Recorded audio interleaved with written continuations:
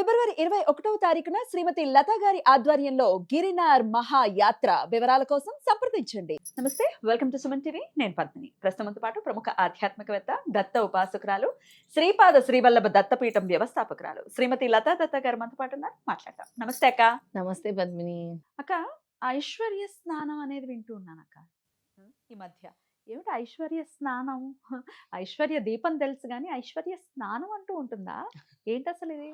జ్యోతిష శాస్త్ర ప్రకారము, వాస్తు శాస్త్ర ప్రకారం కూడా ఐశ్వర్య స్నానం ముఖ్యంగా వివాహ ప్రయత్నాలు చేసే అమ్మాయిల కోసము ఈ ఐశ్వర్య స్నానము, అలాగే లక్ష్మీదేవి అనుగ్రహం కోసము, లేదా మనకి బాగా దృష్టి దోషాలు తగిలాయి, నెగిటివ్ గా అనిపించినా కూడా ఈ ఐశ్వర్య స్నానాన్ని చేస్తారనమాట. బా. ఎందుకు అని అంటే ఇది వాస్తు ప్రకారం ఆస్ట్రలాజికల్ గా కూడా చెప్పాం కదా, పంచభూతాలతో మన బాడీ కనెక్ట్ అయి ఉంటుంది అనమాట. అలా మనము ఈ ఐశ్వర్య స్నానంలో ఉపయోగించే వస్తువులు ఉప్పు, పాలు, పసుపు, కుంకుమ, కొద్దిగా కుంకుమ, మరి ఎక్కువ కాదు. అలాగే పన్నీరు, రోజ్ వాటర్, లేదా పర్ఫ్యూమ్డ్ ఏదైనా కూడా పర్ఫ్యూమ్ లాంటిది అనమాట. అది గంగాజలం. ఉప్పు ఎందుకు ఉపయోగిస్తామంటే మనలోని నెగటివిటీని తొలగిస్తుంది ఉప్పు, అందుకే ఉప్పు వేస్తాం. పాలు అంటే లక్ష్మీదేవికి ప్రతీక. అలాగే పసుపు అంటే గురు అనుగ్రహానికి.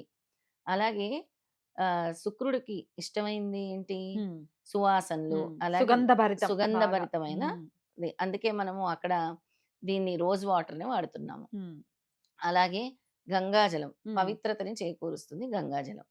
అయితే ఈ ఐశ్వర్య స్నానము ఆడపిల్లలకి ముఖ్యంగా శుక్రవారము, అది కూడా సూర్యోదయానికి ముందు చేస్తే చాలా మంచిది. శుక్రవారం రోజు ఈ వివాహ ప్రయత్నాలు చేసే అమ్మాయిలందరికి కూడా ఈ ఐశ్వర్య స్నానం చేయించడం వల్ల ఏవైతే అడ్డంకులు ఉన్నాయో, ఏవైతే గ్రహాలు అనుకూలించట్లేదో, కొంతమందికి శుక్రగ్రహం అనుకూలించదు, కొంతమందికి గురుగ్రహం అనుకూలించదు. అందుకే ఇక్కడ గురు శుక్ర ఇద్దరు అనుగ్రహించడం కోసం మనం అక్కడ పసుపును ఉపయోగిస్తున్నాము.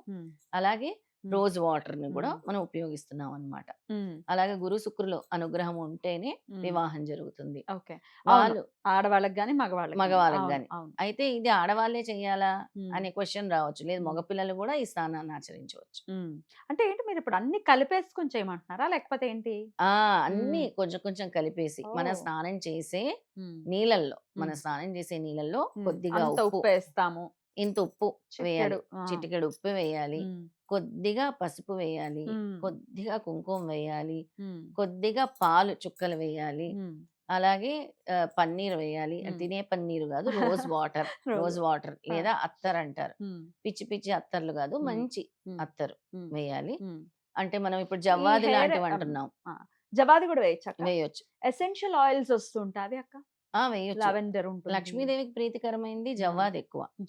జవ్వాది, కస్తూరి వేయొచ్చు. కస్తూరి కూడా లిక్విడ్ రూపంలో వస్తుంది. ఆ రెండు వేయొచ్చు, జవ్వాది గాని కస్తూరి గాని వేయొచ్చు. గంగాజలం వేయొచ్చు. ఇవన్నీ వేసి దాంతో స్నానం సూర్యోదయానికి ముందే చేయాలి. దీన్ని ఐశ్వర్య స్నానం అంటారు. దీంతో పాటు మీ వివాహంలో అడ్డంకులు తొలగాలంటే 7 శనివారాల పాటు 7 శనివారాలు పొంగల్, మిరియాలతో చేసిన పొంగలి, కట్ట పొంగలి చేసి శివాలయానికి గాని అమ్మవారి గుడికి గాని వెళ్ళి నైవేద్యంగా సమర్పించి మీరు కూడా నలుగురికి పంచిపెట్టి తినాలి. మీకుండే అడ్డంకులు తొలగిపోతాయి. వివాహ జాప్యతలు కూడా తొలగిపోతాయి. 7 శనివారాలు మిరియాల పొంగల్, గుర్తుపెట్టుకోండి, కట్టె పొంగలి. అయితే స్నానం చేసేది ఎన్నాళ్ళు చేయాలి? ఇలా స్నానం చేయటం కనీసం 6 వారాలైనా చేయాలి. 6 శుక్రవారాలు చేయాలి. ఓన్లీ శుక్రవారాలు చేయమని? శుక్రవారాలు ఐశ్వర్య స్నానం. శుక్రవారాలు చేసే ఐశ్వర్య స్నానం. ఆడవాళ్ళు ఒకవేళ చేస్తుంటే పీరియడ్స్ అప్పుడు చేయకూడదు కదా? చేయకూడదు. పీరియడ్స్ అప్పుడు చేయకూడదు ఆడవాళ్ళు అసలు. రైట్. ఇది మనం చేసేది పవిత్రత కోసము, మన ఒంట్లో ఉండే నెగిటివిటీ తొలగించడం కోసము, అలాగే గ్రహ దోషాలు తొలగించడం కోసం చేస్తున్నాం ఈ ఐశ్వర్య స్నానం. రైట్. ఇవాళ రేపు మనం చూస్తున్నాం అక్క, స్నానాధికాలు కొంతమంది అయితే వింటూ ఉంటే ఆశ్చర్యం అనిపిస్తుంది. 2 రోజులు కూడా స్నానం చేయరట. అమ్మ బాబోయ్, రియాక్షన్ 2 రోజులు. కొంతమంది పిల్లలు మాట వినకుండా, టీన్స్ లోకి వచ్చిన పిల్లలు బద్ధకంగా గేమ్లు ఆడుకుంటూ ఇట్లా కొంతమంది ఉంటున్నారు. చాలా మంది ఉంటున్నారు, కొంతమంది చాలా మంది ఉంటున్నారు. మా పిల్లలు మాట వినట్లేదు, మా పిల్లలు స్నానం చేయట్లేదు, మా పిల్లలు టైంకి తినట్లేదు, మా పిల్లలు అసలు ఇష్టం వచ్చినట్టు చేస్తున్నారు అని చాలా మంది తల్లిదండ్రులు బాధపడుతారు. పెద్దవాళ్ళు కూడా ఇట్లా స్నానాలు చేయకుండా ఉండటం అంటే అసలు హైజీన్ గా లేకపోతే రకరకాల రోగాలు వస్తాయి. శుక్రానుగ్రహానికి కూడా మనం పోతాం. అవును. ఈ శుక్రానుగ్రహం ఉండదు. శుక్ర అనుగ్రహం అస్సలు ఉండదు. హ్మ్. శుచి హ్మ్. అంటే ఎంత శుచిగా ఉంటే అంత హ్మ్. శుక్రగ్రహం యోగిస్తుంది. హ్మ్. హ్మ్. చాలా శుచిగా ఉండాలి శుక్రగ్రహం కోసం. రైట్. అలాగే గురుగ్రహానికి చాలా డిసిప్లైన్డ్‌గా ఉండాలి. ధర్మంగా ఉండాలి హ్మ్. గురుగ్రహానికి. హ్మ్. అంతే. మనం అబద్ధం ఆడకూడదు. హ్మ్. అలాగే మోసం చేయకూడదు. కుళ్ళు కుతంత్రాలు ఉండకూడదు. హ్మ్. ఒకరిని ఇబ్బంది పెట్టకూడదు. హ్మ్. గురుగ్రహం అదే అంతే. డిసిప్లిన్ చాలా. రైట్. సో శనిగ్రహం కూడా self discipline important. Definitely. So, ఈ స్నానాలు చేసే అదే శుక్రవారాలు చేయమంటున్నారు కాబట్టి తలస్నానం చేయమంటారా వీటిలతో? తలకి స్నానం హ్మ్. చేయొచ్చు. హ్మ్. తలకి స్నానం చేయొచ్చు. హ్మ్. తలకి స్నానం చేస్తేనే ఫలితం. పరిపూర్ణత వస్తుంది. హ్మ్. ఫలితం. హ్మ్. ఐశ్వర్య స్నానం అంటున్నాం అందుకే. అద్భుతం. ఖచ్చితంగా మొదలుపెట్టుకొని మధ్యలో గ్యాప్ వచ్చినా పర్వాలేదు గదా! 6 వీక్స్ గ్యాప్ మాత్రం వచ్చినా చేయాలి. పర్వాలేదు. హ్మ్. వివాహాల జాప్యత అనేది చూస్తూనే ఉన్నాం. పెళ్ళిళ్ళు అవ్వట్లేదండి, పెళ్ళిళ్ళు అవ్వట్లేదండి అని కంప్లెయింట్ చేస్తూనే ఉన్నారు. ఎందువలన ఇట్లా ఎక్కువగా లేట్ ఎందుకవుతోంది? పెళ్ళిళ్ళు ఎందుకు అవ్వట్లేదంటే దానికి చాలా రీజన్స్ ఉన్నాయి పద్మిని. ఒకటి సెల్ఫ్ డిసిప్లిన్ లేకపోవటం వల్ల. రెండోది ఏంటి అనంటే అందరూ కూడా డబ్బు వెనక పరిగెత్తడం వల్ల. మేము హ్మ్. సెటిల్ అయితే గాని వివాహం చేసుకోము అని అనుకునేవాళ్ళు. అవును. అందులో తప్పు లేదు గానీ సెటిల్ అయ్యేసరికి వయసయిపోతుంది. వయసయిపోతే ఇంకా? కలియుగంలో. హ్మ్. వయసయిపోతే ఇంక జరగాల్సిన పెళ్లి జరగదు. పిల్లలు సంతానం లేటు అన్నీ ఆలస్యం, ఆలస్యం అవుతున్నాయి. అసలు సెటిల్‌మెంట్ అంటే ఏమిటి? ఇల్లు కొనుక్కోవడం పోనీ సెటిల్‌మెంట్. అది ఈఎంఐలో ఉంటుంది. అవును. పోనీ బ్యాంక్ బ్యాలెన్స్. అది అక్కడ ఇప్పుడు ఏదైనా ఆరోగ్య సమస్య వస్తే పోతాయిగా డబ్బులు. ఉండవు పోతాయి. గదా! అయితే చాలా మందికి శుక్రగ్రహం ఆ! యోగించట్లేదు. చాలా మందికి గురుగ్రహం యోగించట్లేదు. చాలా మందికి కుజగ్రహం గూడా అడ్డుపడుతుంది. హ్మ్. ఎందుకు అనంటే చాలా మందికి పితృదోషాలు గూడా ఉన్నాయి. హ్మ్. ఈ వివాహ జాప్యతలుంటాయి ఈ పితృదోషం. అవును. పితృదోషాల వల్ల ఈ వివాహాలనేవి గూడా జరగట్లేదు. హ్మ్. ఎందుకు అనంటే వీళ్ళ తాతల్ని వీళ్ళు గుర్తు చేసుకోకపోవటము. హ్మ్. అంటే తాత ముత్తాతల్ని మనం గుర్తు చేసుకోకపోవటము. ఆ పితృ శాపాలుండటము, పితృదోషాలుండటము, పితృదేవతలకి మోక్షం లభించకపోవటము. హ్మ్. మోక్షం అనేది దొరకట్లేదు. అందరూ అంటూ ఉంటారు పద్మిని, మేము ప్రతి సంక్రాంతికి మేము బియ్యం ఇస్తాము.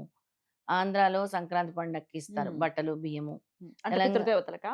అవునవును. పితృదేవతలకి. అవును. తెలంగాణలో వచ్చేసి దసరాకిస్తాం మనం. హ్మ్. మేమిస్తున్నాం కదా! మరి ఈ పితృశాపాలు మాకెందుకొచ్చాయి? హ్మ్. ఈ పితృదోషాలు మాకెందుకొచ్చాయి? అనే ప్రశ్న చాలా మంది అడుగుతూ ఉన్నారు. హ్మ్. ఈ దత్తాత్రేయుడికి సంబంధించింది గూడా ఈ పితృదోషాలనేది చాలా ప్రధానమైంది. హ్మ్. దత్తాత్రేయ స్వామి గూడా ఏం జెప్తారంటే, నీ పితృదేవతలకి మోక్షం పొందనంత వరకు ఆ మోక్షం ఎలా పొందుతుంది? నువ్వు బట్టలు, బియ్యం ఇస్తే మోక్షం పొందదు గదా! రైట్. పితృదేవత. హ్మ్. ఆ పితృదేవత మోక్షం పొందాలంటే దానికో మార్గం ఉంటుంది. హ్మ్. అది అమావాస్య రోజు చేసిన విధి ఉంటుంది. దాన్ని మనం ఆచరించాలి. పిండ తర్పణాలు వదలాలి. అలాగే శ్రాద్ధ కర్మలు చేయాలి. మోక్షము కలగని పితృదేవతల కోసం. కోసం. అది చేయాల్సుంటుంది. రైట్. దానికి వివిధ పద్ధతులున్నాయి. హ్మ్. దానికి మనం మోక్ష నారాయణ బలి అని అవును. కూడా మనం చేయిస్తూ చేస్తూ ఉంటాం. ఉన్నామనమాట. రైట్. వివాహాలు జరగకపోవడానికి అది కూడా రీజన్. హ్మ్. ఆ పితృదోషాల వల్ల. పితృశాపాల వల్ల కూడా ఈ మోక్ష నారాయణ బలి చేయించుకుంటే వివాహాలు జరుగుతాయి. అద్భుతం అక్క. అది. అయితే ఈ ఐశ్వర్య స్నానాన్ని మాత్రం చాలా సింపుల్‌గా చేసేసుకోవచ్చు. చాలా మన సింపుల్‌గా ఇంట్లో ఉండేవే గదా! చక్కగా అవునవును. ఒక 6 వారాలు ట్రై జేసి ఈ వివాహ జాప్యతల నుంచి బయటపడాలి మన వాళ్ళని మనస్ఫూర్తిగా కోరుకుంటూ చాలా చక్కగా తెలియజేశారక్క. కృతజ్ఞతలు. నమస్తే అక్క. నమస్తే.